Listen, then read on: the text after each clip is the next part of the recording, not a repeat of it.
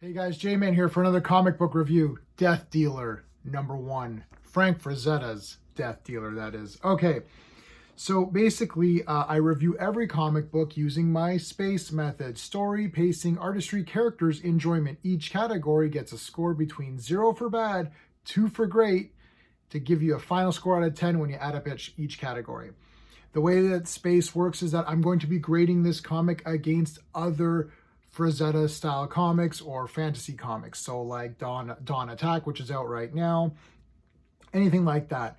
I'm not comparing this comic to V for Vendetta or to Frank Miller's Dark Knight Returns. If a category, let's say I gave the artistry a perfect score of 2 out of 2, I'm not saying that the artist for this comic is better than Jack Kirby or Alex Ross or Neil Adams or something. That's not how it works. I'm just saying that for this comic book, what's the price of this? It's $5, $4.99. For $4.99, how good is this out of 10 in what you expect to get out of this? Okay. All right. I'm late to the game on Death Dealer. I've been reviewing the Dawn Attack comics as they come out. There's 9 issues. I'm gonna go through these. I'm missing a couple. They're on their way from my comic shop. So I'll get to them when I get to them. All right, let's start off by talking about the story. I'm giving the friggin' story, I mean, a #1 never gets more than a 1 out of 2, but I don't know. I really like this a lot. I'm very intrigued. I'm gonna go ahead and give this a 2 out of 2. I'm gonna give it a perfect score for the story. I'll tell you why. I don't know anything about Death Dealer except for the look of the character. That's it. I know Death Dealer from the Frazetta paintings. I love Frazetta. I'm a big fan of the Frazetta paintings. We just did a stream on Fire and Ice last night. Check that out if you didn't see it already. But I don't know everything about it. So it's one of these things where, you know, there's sometimes when you love something and you almost don't want to research too much because you just want to admire it like aesthetically. So I just love looking at the Frazetta paintings. We get the calendars, that kind of a thing. I don't want to read into it too much, but with comics the way they are now, and I've been kind of down on them recently with the big 2. I've turned to Image with the Spawn titles, the 4 Spawn titles, which I review every week. I've turned to, you know, the Frazetta stuff. I've sort of turned to, you know, like Creepshow, which is Image. So it's like I've kind of gotten it. Vanish is good from Image. So I've gotten into these not the big 2, the other publications. So this is Opus. So they're doing all the Frazetta stuff, and then when the new Frazetta stuff comes out, I'm gonna get that for sure. But yeah, the storyline here is 2 out of 2 for me.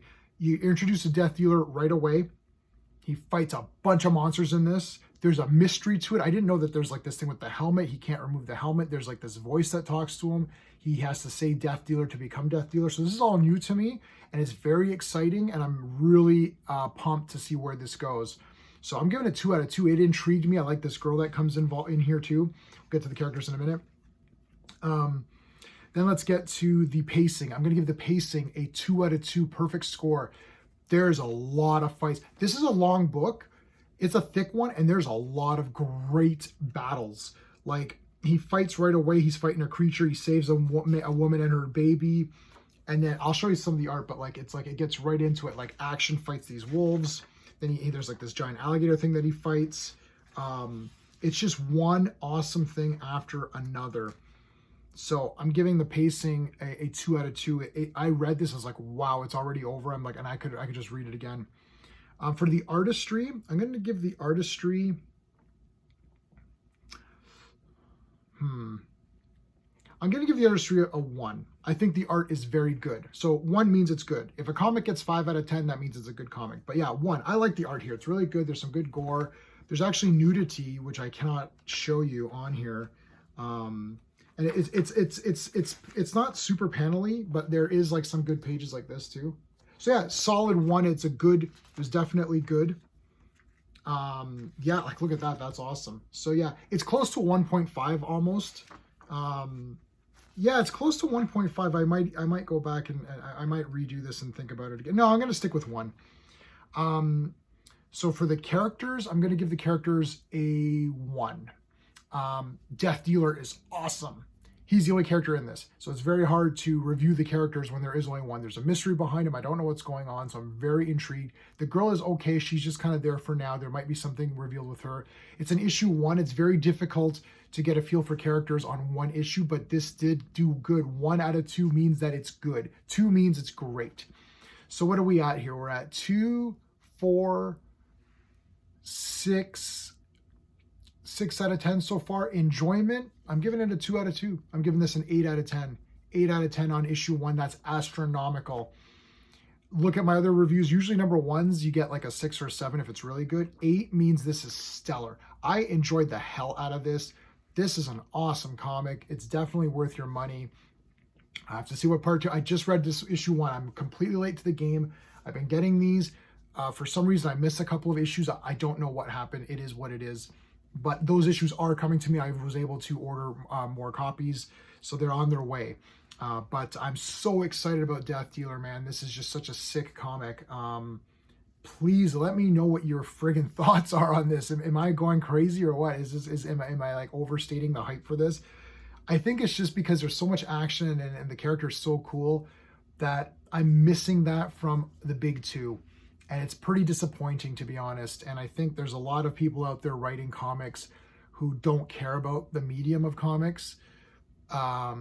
They care about pushing either their agendas, or if it's not even that, they might just be pushing themselves and saying, look, I'm a writer and I'm writing these big characters and these are the... It's like, listen, this has great mystery already with Death Dealer and what's going on with him. Lots of action. This is what I want out of a Death Dealer comic. When I buy an X-Men comic, I don't want a roundtable discussion of mutant politics. I'm sorry. I was an X-Men guy. My channel was primarily X-Men related. And it's just, it fell out of favor for me. It just couldn't sustain itself. This constantly talking about stuff, and maybe it's changed now. Unfortunately, it's too late, and there's so many X-Men books, and they cost like $5 or $6 each, Canadian dollars, that I just couldn't keep up with it. I turned back to Spawn and my independence, and it seems like I did the right decision because every single one of these that I've been grabbing has been freaking awesome. So yeah, let me know what your thoughts are on Death Dealer number 1. Until next time.